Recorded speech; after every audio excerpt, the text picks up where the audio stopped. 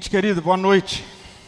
Boa noite para quem está aqui comigo, boa noite para quem está em casa, também comigo, mas não presencialmente aqui, né? Muito legal esse tempo de adoração com músicas, sempre aquece os nossos corações. As crianças têm também agora o momento delas, ali no clubinho, naquela porta ali, ou também, não sei se estão saindo por trás, enfim. Você que está em casa também, se tem crianças, aproveite para abençoar a vida do seu filhinho, da sua filhinha.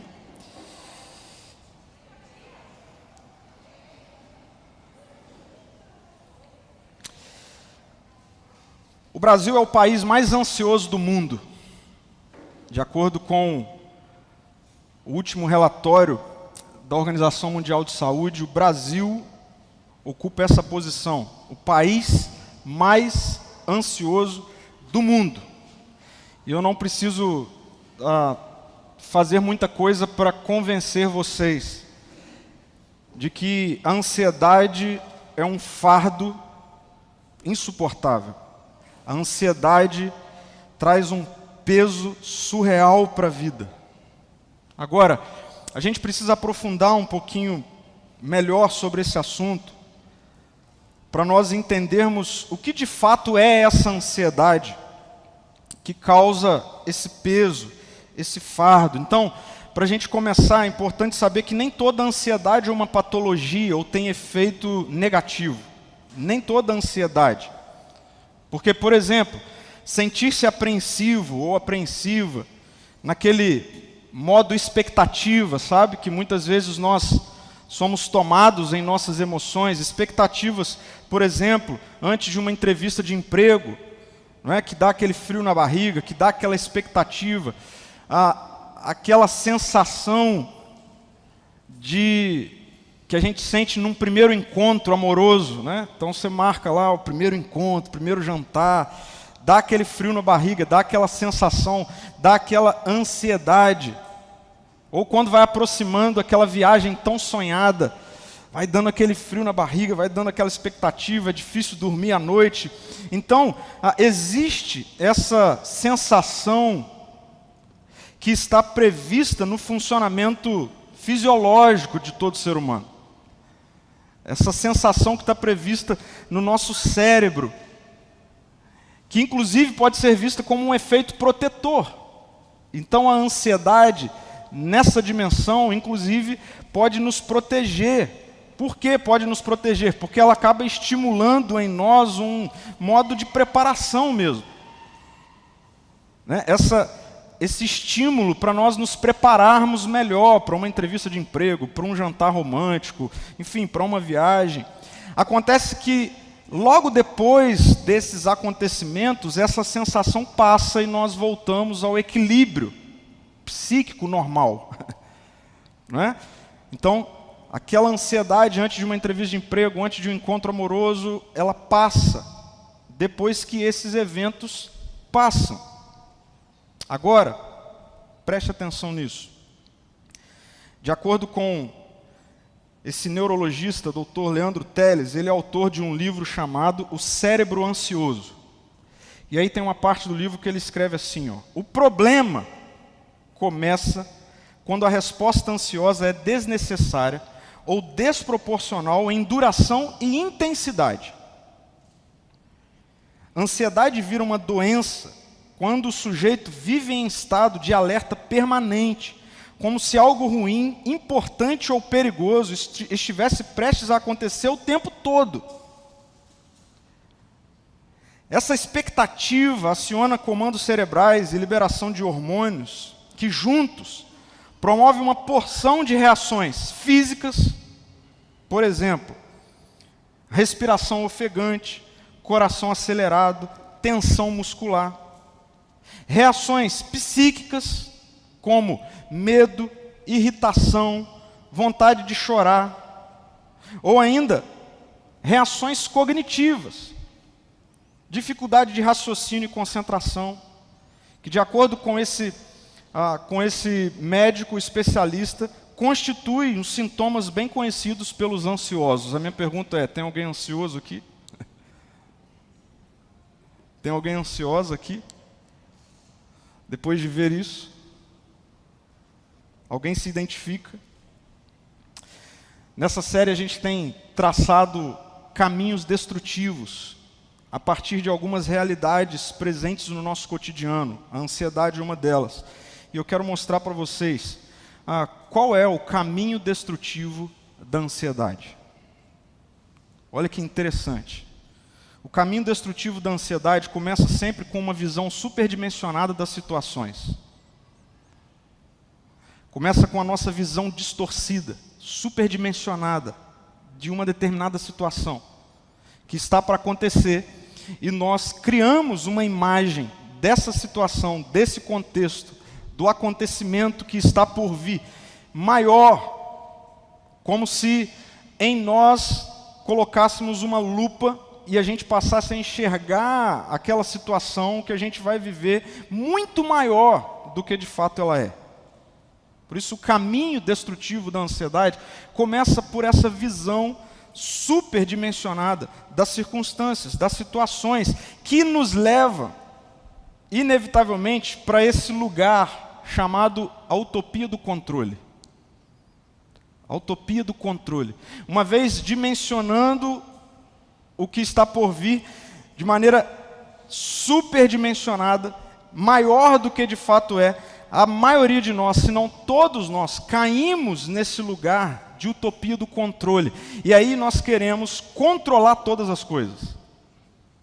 Nós queremos traçar o plano, elaborar o projeto, nós queremos resolver as coisas nessa dimensão de que é possível controlar o que está por vir.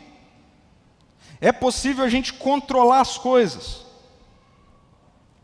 Muitos de nós nesse lugar aqui, eu acho que agora vai... É só colocar ali assim, que aí não pega aqui. Então vejam, essa utopia, o que eu estou chamando aqui de utopia do controle, nada mais é do que um mecanismo de defesa a partir de uma visão equivocada de nós mesmos. Uma visão equivocada de nós mesmos. Nós realmente acreditamos, é ou não é assim, que a gente vai conseguir controlar todas as hipóteses, tudo que vai acontecer, a gente já traça o plano para tudo. E aí a gente começa a ficar desesperado, porque apesar de criarmos toda a cadeia de controle, no fundo, nós sabemos que nós não temos o controle. Por isso é um caminho destrutivo. Um caminho destrutivo que começa a nos levar para o descontrole emocional. Então pessoas, na maioria das vezes, que têm essa falsa ideia, ou vivem a partir dessa utopia de que conseguem controlar todas as coisas, elas vivem emocionalmente debilitadas. Fragilizadas, vivem com medo. Lembra o que o médico disse? Vivem nesse estado de alerta constante que não passa, sempre à espera de alguma coisa que está por vir, de algo que está para acontecer. E isso vai consumindo as nossas emoções. O descontrole emocional começa a nos levar para a má administração do tempo e dos recursos. A gente começa a atropelar as coisas. A gente começa a contabilizar o tempo de forma equivocada. E isso também envolve os recursos, até mesmo recursos financeiros. Veja, tudo começa com essa visão superdimensionada, vai passando até chegar nesse ponto onde o ansioso, a ansiosa, não consegue administrar bem o tempo. Por exemplo, o presente nunca é vivenciado por um ansioso ou por uma ansiosa. Nunca, o presente. Que é o único recorte de fato existente, é o agora. A única verdade sobre a sua vida é agora. Não é nem ontem e nem amanhã, é agora. Todas as outras coisas são hipóteses. Mas o ansioso, a ansiosa começa a administrar mal o tempo. Perde o presente. E aí, por fim, eu não sei se você já parou para pensar nisso, mas o desfecho da ansiedade é o egoísmo. Desfecho da ansiedade é o egoísmo. É quando a pessoa começa a enxergar a si mesmo a sua história, as suas demandas como sendo o centro de tudo, como sendo a coisa mais séria de todas, a maior de todas. Uma pessoa que sofre de ansiedade, ela começa a pensar só nela. Por exemplo, se você é alguém que vive ansioso dentro da sua casa, muito provavelmente você não tem tempo de qualidade com o seu cônjuge, com seus filhos. Porque você vive nesse caminho, percorrendo esse caminho, o tempo todo. Talvez você nunca tenha feito essa relação, mas reflita comigo sobre isso. Quando nós estamos ansiosos, nós ficamos tão imersos em nós mesmos, que nós esquecemos de tudo e de todos à nossa volta. Nós nos esquecemos, porque os nossos problemas se tornam o centro de tudo. Quantas toneladas pesam sobre a vida de um ansioso, né? Olhando para isso aí, quantas toneladas pesam sobre a vida de uma pessoa que tem uma visão superdimensionada das coisas? Quantas toneladas pesa na vida de alguém que vive nessa dimensão de utopia do controle, achando que o seu amanhã já está totalmente planejado e controlado por você? É uma tonelada que pesa, porque você não consegue nem dormir a partir disso, de tanto descontrole emocional. Ansiosos são agressivos, ansiosos são impacientes, se tornam pesados, administram mal o tempo, os recursos e são egoístas. Pensam só em si. Que fardo, que peso. Dá para ser diferente. Até porque Jesus mesmo foi bem específico, Paulo também em outro momento, ao dizer isso aqui, Mateus 6:25, Jesus está dizendo: eu lhes digo que não se preocupem com a vida diária. Essa não se preocupem também poderia ser traduzido por não vivam ansiosos. Jesus está dizendo, não vivam ansiosos com a vida diária. Não se preocupem com a vida diária. Paulo, num outro contexto, na sua carta aos Filipenses, vai dizer a mesma coisa com outras palavras. Ele diz, não vivam preocupados com coisa alguma. Não vivam ansiosos com coisa alguma. Você tem duas maneiras de ler isso. Uma, como sendo mais um versículo bíblico, abstrato e distante, ok? Mas você pode ler isso e dizer, eu preciso viver isso aí. Se a Bíblia está dizendo que é para ser assim, se a Bíblia está dizendo que é possível ser assim, eu preciso disso em mim. Eu preciso ser este, ser essa, que não vive mais ansioso, ansiosa, preocupado por coisa alguma. Como que a gente vive isso? Eu não quero hoje destrinchar esses textos tão explícitos acerca da ansiedade. Okay? Isso aqui está explícito. A Bíblia está nos mostrando de maneira clara que a ansiedade não é um estilo de vida do reino de Deus. A ansiedade não é um estilo de vida que Deus nos criou para nós vivermos. Não é, definitivamente não é. Eu não quero trabalhar esses textos, porque enquanto eu pensava na mensagem de hoje, eu orava pela mensagem de hoje, eu me peguei fazendo uma pergunta para Jesus. E a pergunta que eu me peguei fazendo para Jesus foi, Jesus, como você vive? Jesus, como você vive? Eu comecei a conversar com Jesus assim, Jesus, como você estabelece a sua relação com o trabalho? Jesus, como você estabelece a sua relação com a sua agenda? Essas foram as perguntas que eu comecei a fazer para Jesus. Jesus, como você vive? Como você trabalha? Como você administra a sua agenda? Jesus, qual é a relação que você tem com o amanhã? E aí eu me peguei perguntando assim para Jesus, Jesus, como faz para não ser ansioso?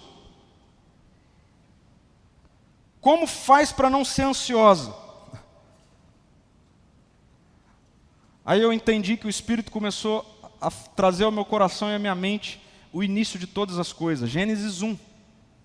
Gênesis 1, para falar de ansiedade, Gênesis 1. Porque Gênesis 1 nós encontramos Deus vivendo. Em Gênesis 1 nós encontramos como Deus faz as coisas. Gênesis 1 nos mostra como Deus trabalha. Gênesis 1 nos mostra como Deus lida com a agenda, como Deus lida com o tempo, como Deus dinamiza a vida. A partir dessas perguntas que eu coloquei para você, Gênesis 1 nos mostra Deus vivendo. E aí, Deus vive de maneira leve. Deus vive de maneira leve. Deus não vive de maneira pesada. Eu quero mostrar isso para vocês em Gênesis 1. Olha que interessante como a narrativa bíblica de Gênesis 1 nos mostra Deus vivendo. Veja, Gênesis 1 nos mostra que na vida de Deus existem processos. Na vida de Deus existem processos. Gênesis 1 é a narrativa da criação. E se você ler Gênesis 1, Gênesis 2, você vai ver Deus vivendo, como nós. E aí a gente passa a enxergar e ver que Deus vive em processos. Para pensar comigo. Deus é Deus. Gênesis 1 e 2 vai narrar Deus criando todas as coisas. Deus criando, fazendo separação de terra e mar. Deus criando a luz. Deus criando os animais. Deus criando tudo. É Ele, é Deus que está fazendo.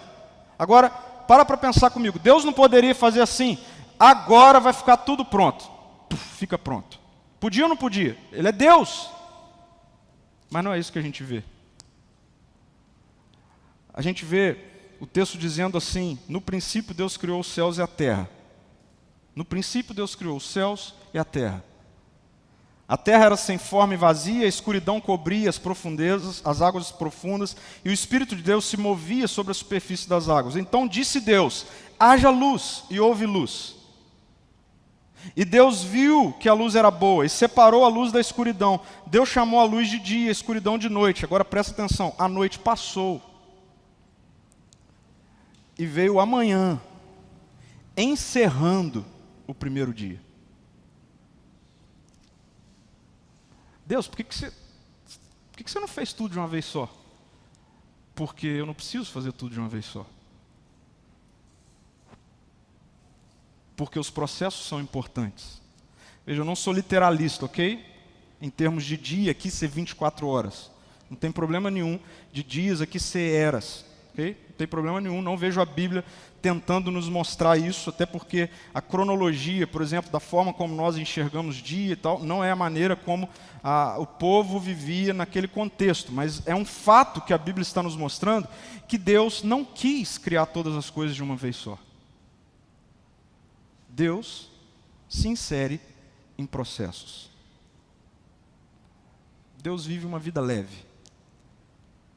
Olha só, outra coisa interessante que nós encontramos nessa narrativa. Na leveza do jeito de Deus viver, existe olhar para o que foi feito. Deus olha para o que foi feito. Olha, acompanhe comigo. Nesse processo de criação, inserido numa rotina, num cotidiano, o versículo 9 diz: então Deus disse, juntem-se as águas que estão debaixo do céu num só lugar, para que apareça uma parte seca, e assim aconteceu. Deus chamou a parte seca de terra e as águas de mares, e Deus viu que era bom. E Deus viu isso que era bom. O que Deus faz? Deus olha para o que Ele fez. Mas está incompleto, ainda falta. É verdade, ainda falta. Mas Deus olha para o que fez. Presta atenção nisso. Deus vê o que fez. Deus tem intencionalmente um olhar para o que foi feito. Mesmo incompleto, Deus olha para o que já foi feito. Na dinâmica leve da vida de Deus, existe celebração no processo. A cada final de desfecho dessa temporada de criação de Deus, quando Deus cria algo e aí passa um dia e Deus vê aquilo que foi feito, a gente tem uma expressão que se repete constantemente. A expressão é: e Deus viu que era bom. que era bom, que era bom. Deus não viu que estava incompleto, Deus viu o que era bom. Essa é uma expressão do texto de celebração. Sabe, é como se Deus chegasse ao final do dia em que Ele criou aquilo ali, e Ele intencionalmente sentasse para olhar aquilo ali. Eu gosto de imaginar Deus fazendo isso. Criou o mar, deixa eu sentar. Uau, ficou bom. Deus, mas ainda está faltando um monte de coisa. Psst. Deixa eu ver isso aqui. Ficou bom. Ficou bom. Mas ainda não tem nada no mar, ainda não tem animal. Psst, fica quieto. Isso aqui que eu quero ver. Ficou bom. Na dinâmica da vida leve de Deus, existe celebração no processo. Na dinâmica da vida leve de Deus, existe generosidade. Generosidade.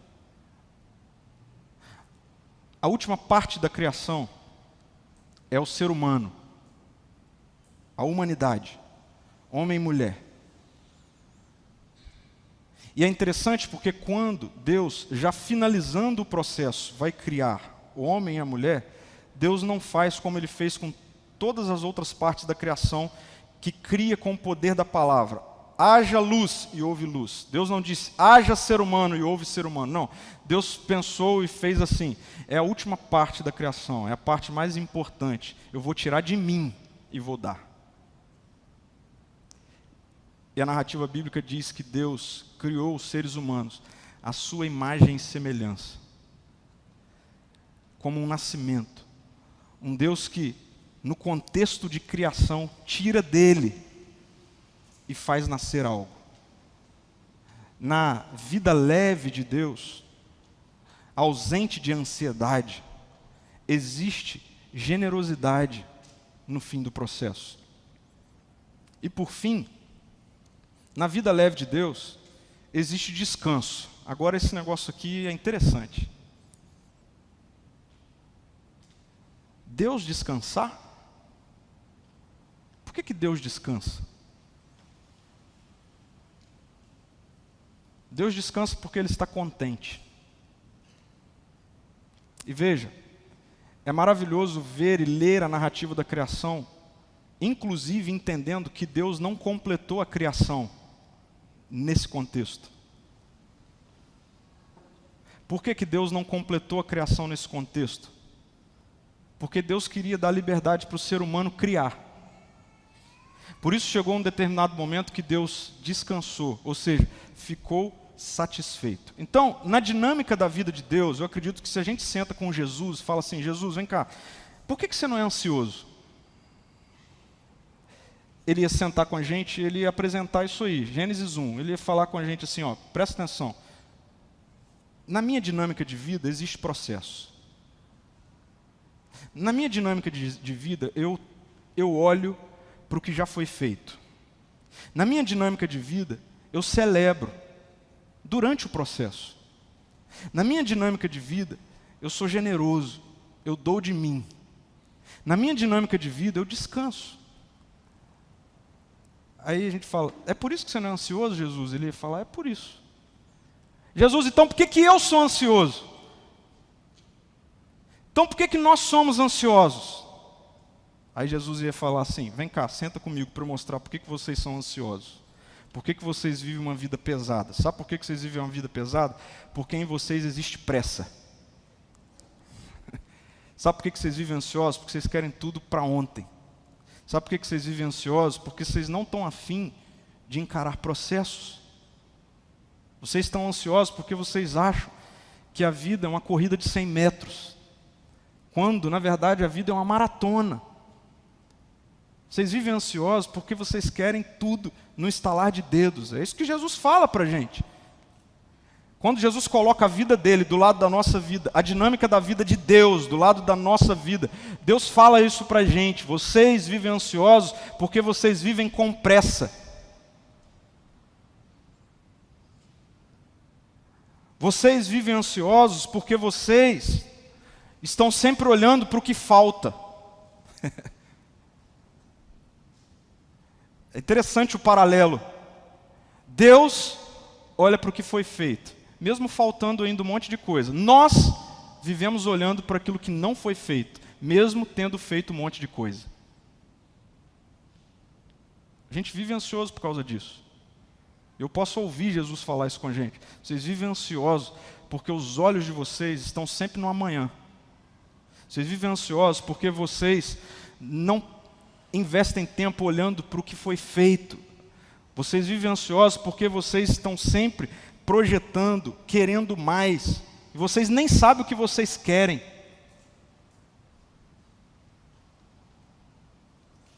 Jesus falaria, vocês vivem ansiosos porque ao invés de vocês celebrarem, vocês vivem reclamando. Por isso vocês vivem ansiosos, porque ao invés de vocês celebrarem, existe reclamação constante. O tempo todo está reclamando, o tempo todo está reclamando. Deus senta, vê o que foi feito e celebra. Uau, ficou bom. Está faltando um monte de coisa, mas eu quero ver isso aqui que foi feito e ficou bom. Nós vivemos ansiosos porque nós nem sentamos e a nossa mente já está no amanhã e a gente nem vê o que já foi feito e a gente fica reclamando, murmurando, ainda está faltando um monte de coisa. Não, mas olha só para o que você tem. Não, mas está faltando um monte de coisa. Não, presta atenção, olha o que você fez. Não, não dá para eu perder tempo olhando o que eu fiz, porque está faltando um monte de coisa. Aí a gente vive ansioso. Nós vivemos ansiosos e Jesus diria, a vida de vocês é pesada porque vocês são egoístas. O meu jeito de viver é a partir da generosidade, Deus diz. Eu vivo a partir da generosidade. No final do processo eu sempre dou de mim. Vocês nem enxergam o final do processo e vocês retêm. Retém. É tudo para vocês, tudo de vocês. Vocês querem construir para vocês. É para a dispensa de vocês. A vida é apontada para vocês. Então por isso que vocês vivem ansiosos. Jesus, nesse paralelo entre o jeito de Deus viver e o nosso jeito de viver, ele ia chegar no final e ia dizer para a gente assim, vocês vivem ansiosos porque vocês vivem esgotados. Vivem esgotados. Vocês não descansam. E sabe por que vocês não descansam? Porque vocês não são contentes. Porque vocês não encontram contentamento em nada. Por isso vivem esgotados. Está dando para vocês perceberem como é diferente a vida de Deus da nossa? E aí, nessa noite, esse Deus que vive de maneira tão leve, está se revelando a mim e a você. A mim e a você. Não apenas se revelando, não apenas nos colocando diante de nós mesmos. Porque tem que ter humildade para ser curado, tratado e transformado por Jesus. Primeira coisa, você tem que perceber que esse é o retrato da sua vida. Esse é o retrato, muitas vezes, da minha vida. E quando nós nos deparamos de maneira humilhada diante de Jesus, dizendo, Senhor, ai de mim, está pesado, esse negócio vai me matar, esse negócio vai matar minha família, vai matar minha casa, vai tirar minha alegria de viver, eu vou continuar vivendo fardo atrás de fardo, eu vou continuar dependendo e dependente de remédio atrás de remédio, porque eu não estou dando conta. Se humilhar diante de Jesus e dizer, Senhor, o que é que eu faço? Jesus, como é que dá para ser diferente? Jesus, como é que dá para a ansiedade não ser uma realidade presente na minha vida? O Brasil é o país mais ansioso do mundo. Como é que Jesus dá para eu não estar inserido nesse recorte, nessa estatística? Como é que dá? Porque às vezes eu percebo que muitas pessoas perderam a esperança disso. Então não tem como não viver ansioso. Bom, Jesus disse que ele veio para os que estão cansados, sobrecarregados e daria descanso. Jesus diz, não andem ansiosos. Não vivam ansiosos. Então tá, Jesus, como?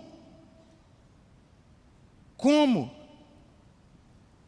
E aí é por isso, É com Jesus nos dizendo: ansiedade não é um estilo de vida de discípulos de Jesus. A ansiedade não é um aprisionamento daqueles que estão em Cristo.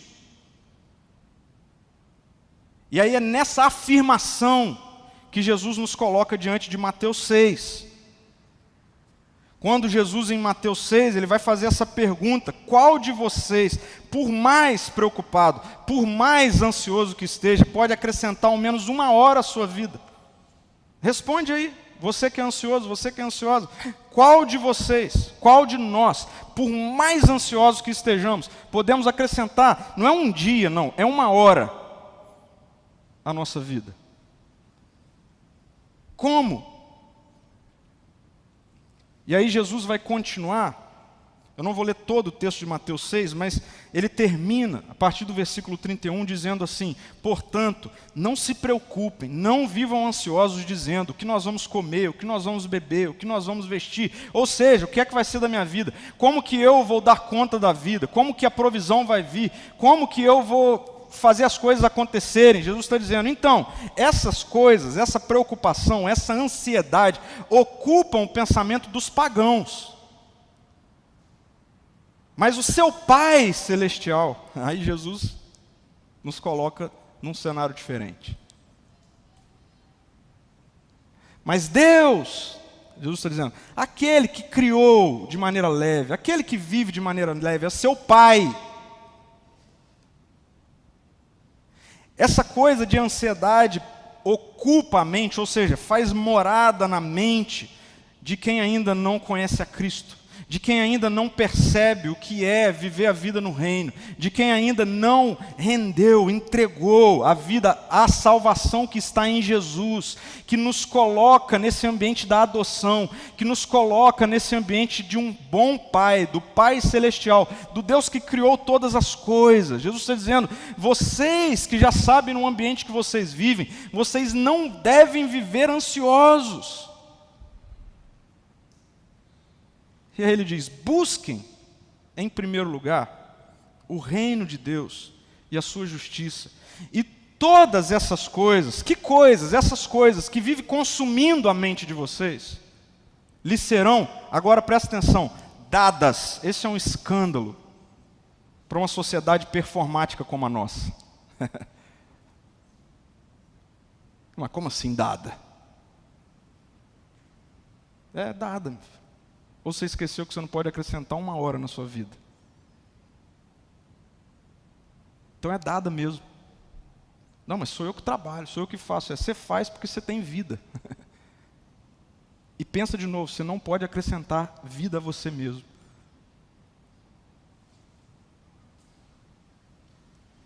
Portanto, não se preocupem com amanhã. Portanto, não vivam ansiosos com amanhã. Por quê? Porque o amanhã trará as suas próprias inquietações. E aí Jesus diz: basta para hoje os problemas desse dia. Tem gente que lê esse texto e acha que Jesus está falando assim: então, deem conta dos problemas de hoje, que já é muito. Não é isso que Jesus está fazendo. O que Jesus está falando é o seguinte: então, pare de pensar nos problemas de amanhã, porque nem eu penso nos problemas de amanhã, eu penso nos problemas que você tem hoje, para eu cuidar de você hoje. É isso que Jesus está falando. O meu Pai, o Pai Celestial, o Pai de vocês, Ele não está preocupado com o amanhã de vocês, Ele está cuidando de vocês hoje. Então, se nem Ele perde tempo com a agenda do amanhã, por que vocês que são filhos vão ficar perdendo tempo com o amanhã? Falou: uau, Deus, coisa boa.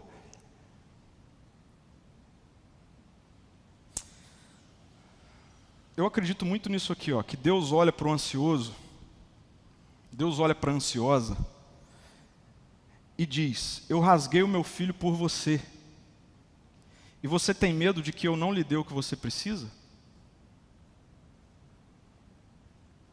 Pense no Evangelho. Você quer saber se Deus cuida de você? Não olha para o problema que você tem para resolver amanhã. Olha para o que Ele fez com Jesus. Olha o que Ele fez com Jesus para te salvar, para me salvar. Você quer saber se Deus te ama, se Deus se preocupa, se Deus está cuidando? Não olha para os seus desafios da semana, olha para o que Deus fez em Jesus. E é verdade. Mas lembra, o caminho destrutivo da ansiedade coloca o nosso problema como o maior de todos, o único, o mais relevante. Deus olha para o ansioso e diz: eu rasguei o meu filho por você, e você tem medo de que eu não lhe dê o que você precisa? Por isso o Evangelho nos livra do peso da ansiedade. E o Evangelho nos livra do peso da ansiedade dentro de 3 dinâmicas que eu quero pontuar rapidamente, objetivamente para vocês. Jesus, dá para não viver ansioso?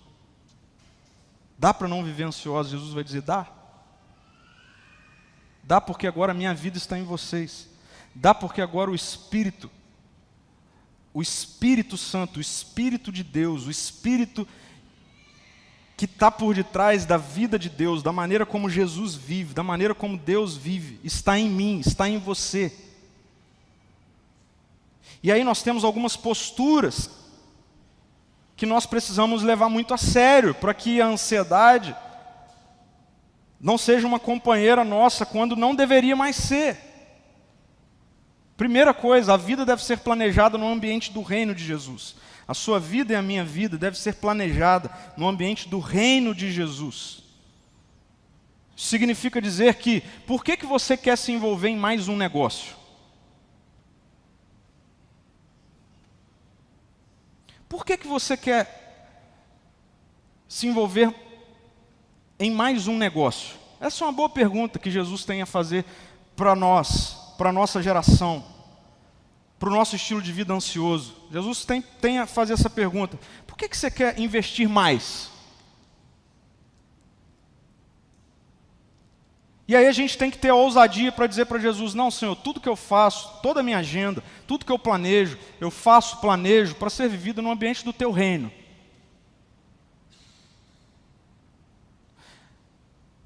Mas eu desconfio que muitas das coisas que nós fazemos, planejamos, queremos, buscamos, tem muito mais a ver com a impulsividade do presente século, da presente era, que é má. Tem muito mais a ver com uma cultura anti-reino de Deus, que tem entrado nas nossas casas, que tem feito morada na nossa mente, que tem se transformado na nossa cultura. A cultura da ganância, a cultura do descontentamento. E aí realmente não tem como, nós vamos viver ansiosos. Porque se você é alguém que vive a sua vida nessa dimensão, a ansiedade vai bater a porta do seu coração e da sua mente todo dia. Por isso essa é uma boa postura para nós repensarmos. A minha vida é planejada no ambiente do reino de Deus? Ou vocês ainda não entenderam que reino de Deus não tem a ver com o que a gente está fazendo aqui? Okay? Reino de Deus não tem a ver com o que a gente está fazendo aqui. Reino de Deus tem a ver com a maneira como nós trabalhamos, com a maneira com a qual nós estudamos, com a maneira com a qual nós investimos, com a maneira com a qual nós nos relacionamos. É ali, é nesse ambiente que nós vivemos no reino de Deus. E aí nós precisamos repensar os planejamentos da nossa vida. E isso é muito simples de fazer. A gente precisa olhar para os princípios e para os valores do reino de Deus, olhar para a nossa agenda, para o nosso planejamento, para os nossos desejos e dizer: encaixa aqui. Se encaixa, tudo bem, continua. Mas se não encaixa, muda a agenda, muda o planejamento. Porque é isso que está te causando uma ansiedade doentia, devastadora, trágica. Segunda postura que nós precisamos rever, nós ansiosos: a vida deve ser uma expressão de generosidade, não de egoísmo. A vida no reino de Deus deve ser uma expressão de generosidade e não de egoísmo. Olha só, se a resposta que você tem para essa pergunta, por que você quer mais, for, porque eu quero. Você não entendeu o que é a generosidade do reino de Deus. Você não entendeu que bênção é dádiva. E não é uma dádiva individual. Você não entendeu que Deus te dá para você transbordar. Você não entendeu que o que Deus quer é passar por você para chegar a outros. Isso é generosidade. Você ainda não entendeu como Deus te criou. Deus te criou tirando dele. Você ainda não entendeu como Deus te salvou. Deus te salvou morrendo, dando Ele mesmo. E aí por que a gente acha que Deus tem um compromisso com a minha bênção individual? Veja o que Paulo diz em 2 Coríntios 9:11. Em tudo, preste atenção nisso, em tudo vocês são enriquecidos a fim de que possam ser sempre generosos. Então, quer ir chegando a ansiedade para lá? Dando um empurrão na ansiedade? Essa é uma boa métrica. Você é generoso? Você é generosa? Em dar, em doar, em ofertar. Eu tenho muita tranquilidade para falar isso aqui, porque não é um assunto da nossa comunidade. Tem muita paz para falar disso aqui. Você que está sendo comunidade aqui nessa igreja, você tem sido generoso, generosa em ofertar. Por quê? Porque em tudo você está sendo enriquecido. E você não é enriquecido. No ambiente do reino de Deus, ninguém se entende como sendo a razão, o meio e o fim das bênçãos. E por fim, uma boa postura é: a vida deve ter pausas por contentamento e não por esgotamento. A vida deve ter pausas por contentamento e não por esgotamento. Como a gente vive isso aqui assim, ó, de forma oposta, totalmente contrária. A gente deixa o combustível ficar piscando lá no vermelho, já não tem mais nada. Aí a gente resolve, não, eu vou parar. Não é que você vai parar, é porque você precisa parar, é porque seu corpo não vai continuar funcionando se você não parar. Essa é a nossa cultura, mas isso está errado. Mas sabe por que a nossa cultura é assim? Porque nós somos cronicamente descontentes. Aí, talvez você já tenha vivenciado a tragédia que é sair, fazer uma boa viagem, gastar um rio de dinheiro e voltar cansado. Voltar drenado, voltar emocionalmente ainda não mudou nada. E nem vai mudar. Porque descanso para Deus não é resultado de tragédia, não é resultado de esgotamento. Descanso para Deus é resultado de contentamento. Descanso para Deus é todo dia ter um pouquinho de descanso. Todo dia tem descanso.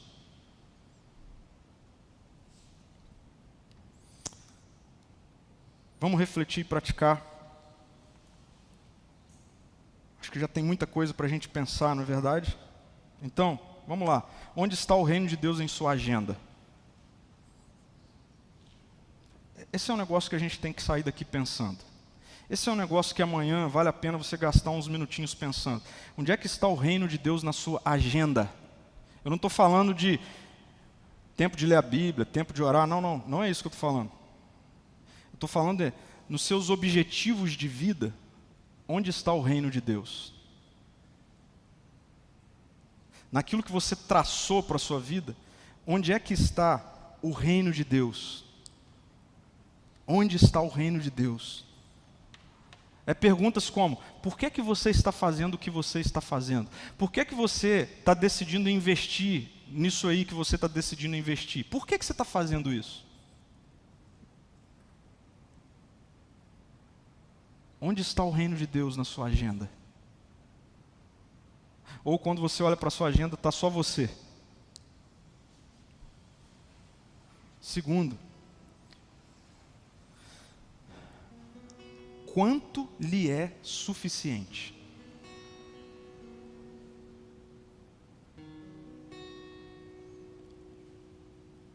Quanto? Quanto lhe é suficiente? Você consegue responder isso? Estou para te dizer que na sociedade contemporânea nós não estamos acostumados a pensar nesse tipo de pergunta aqui não. Quanto que lhe é suficiente? Vamos pensar em algo hipotético. Se Jesus chegar para você e falar assim: quanto que você quer ganhar?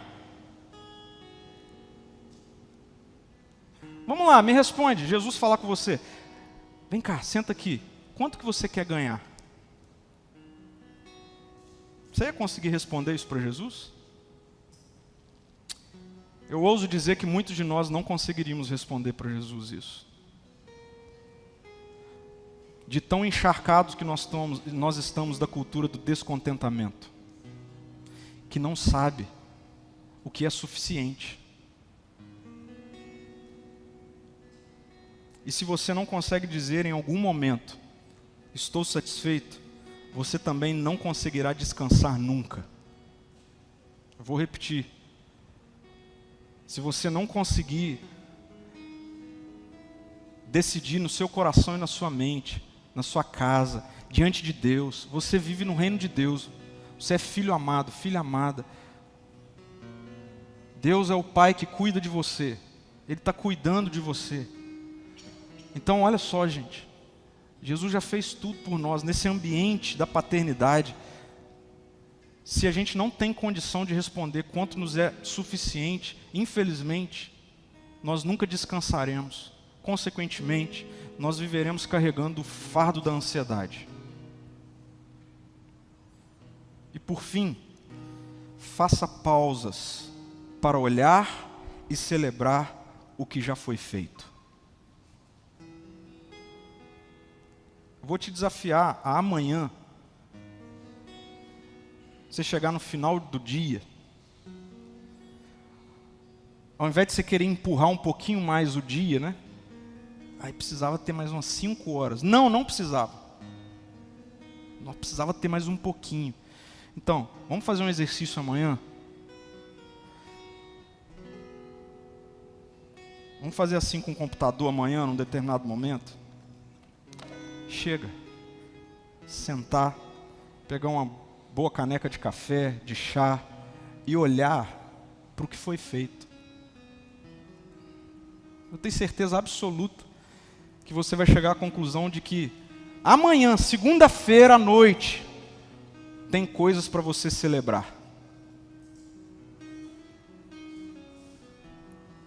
A gente está tão acostumado com essa cultura do descontentamento que a gente chega na sexta-feira esgotado. Aí a gente dá aquele grito de liberdade, né? Sextou! Eu tenho certeza que Jesus olha para isso e faz assim: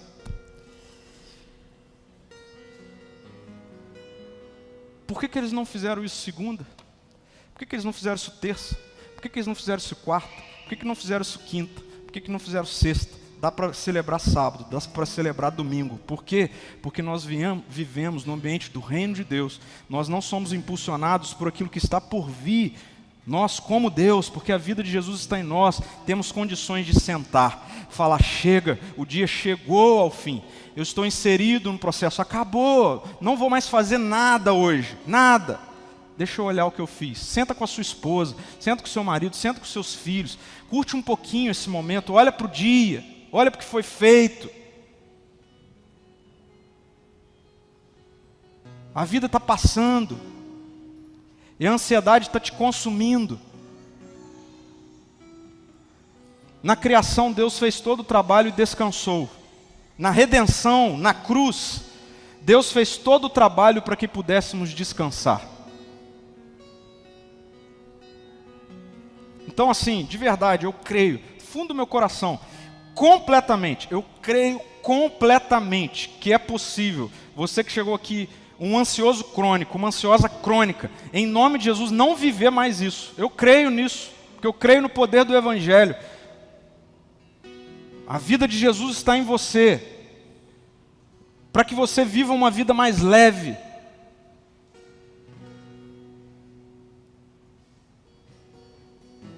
Está tudo certo. E nós também precisamos enxergar isso como graça de Deus. Você que está muito ansioso, muito ansiosa, procurar um médico, procurar um psicólogo, procurar um psicanalista, está tudo certo. A gente precisa entender isso também nesse ambiente da dádiva, da graça de Deus, ok? Mas, por favor, não faça dessas vias uma muleta. Tem cura definitiva, total. Para minha ansiedade, para a sua ansiedade.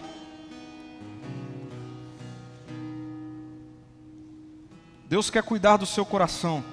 Deus quer cuidar do meu coração. Esse é o Evangelho. Deus está cuidando de nós. Dá para viver mais leve.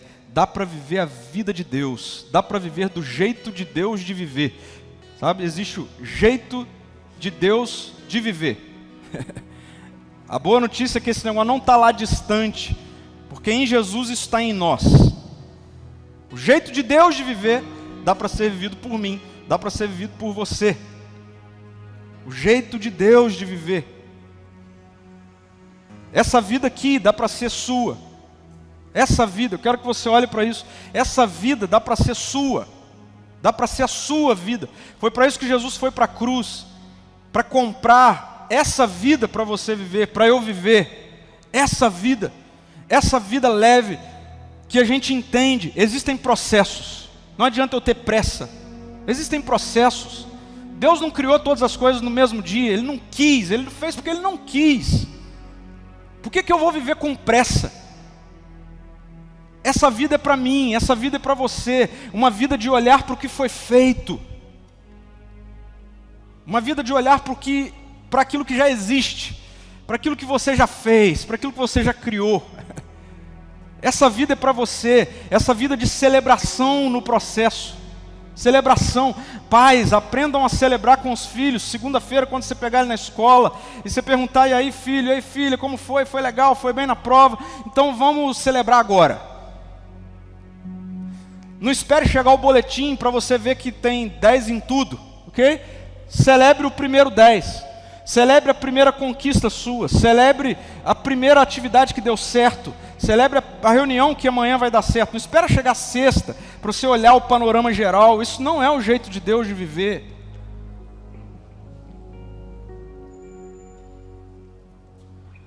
Seja generoso. Eu estou para dizer que o melhor remédio contra a ansiedade é a generosidade. O melhor remédio é a doação, é dar de si. É não pensar só em você. Descanse. Descanse. Descanse pelo contentamento. Eu quero orar por você, quero orar por mim, por todos nós, para aqueles que estão em casa. Feche seus olhos. Jesus, muito obrigado, porque você trouxe o jeito de viver. Você trouxe o jeito leve de viver. Obrigado, Senhor, porque de alguma maneira, na soberania e na graça do Senhor, fomos conduzidos a esse lugar aqui, nessa noite, ou acessamos esse conteúdo pela internet, e o Senhor conhece o meu coração ansioso, Jesus. Humilhe-se diante dEle. Você precisa confessar isso. Se é alguém que sofre de ansiedade, começa a falar com Deus. Deus, eu sou ansioso. Deus, esse negócio está acabando comigo. Deus, eu sou ansiosa. Eu não quero mais viver assim. Fale para Jesus. Jesus, eu quero viver o seu jeito de viver. Comece a falar para Jesus: Jesus, o meu coração está no seu cuidado.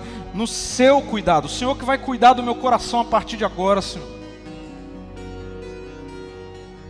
Ó Jesus, vem com mais do teu poder, mais do teu Espírito sobre nós.